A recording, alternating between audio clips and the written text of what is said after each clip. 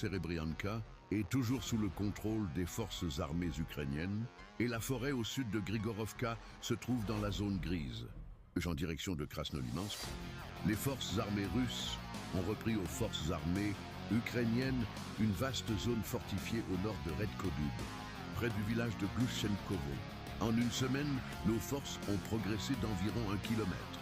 Sur le front de Kupiansk, un autre passage des forces armées ukrainiennes sur l'Oskol, à l'ouest de Kupiansk-Uzlovie, a été détruit par une frappe de missiles. Des avions d'attaque russes ont pénétré aux abords de Kutkovka et ont occupé un important bastion dans la forêt à l'est de Dolgenki. L'ennemi utilise massivement des drones d'attaque. Et dans le secteur de Kharkov, les opérations militaires se sont intensifiées à Liptsi, Kazachialopan et Zolochiv.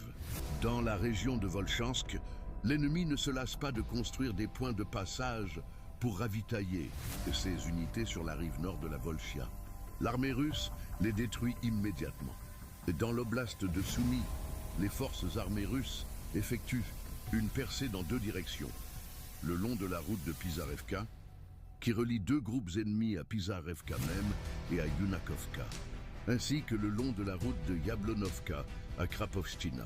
Par ailleurs, la poche à l'est de Yunakovka a été nettoyée, où nos combattants mènent une offensive sur Salki. Des combats sont en cours à Malaya-Korshakovka et Yunakovka.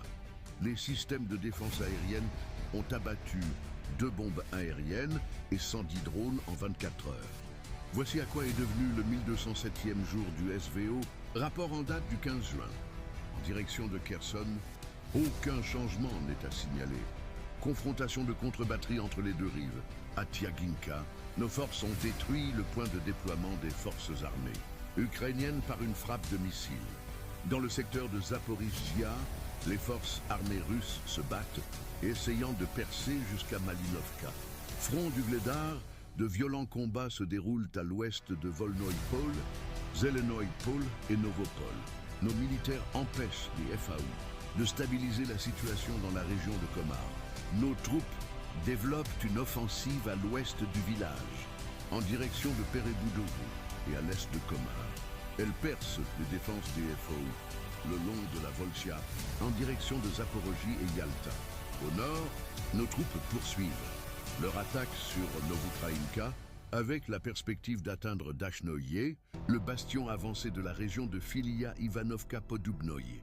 Sur le flanc gauche de l'encerclement de Pokrovsk, des combats de contre-attaque se déroulent dans la région de Novonikolaïevka et d'Oudachny.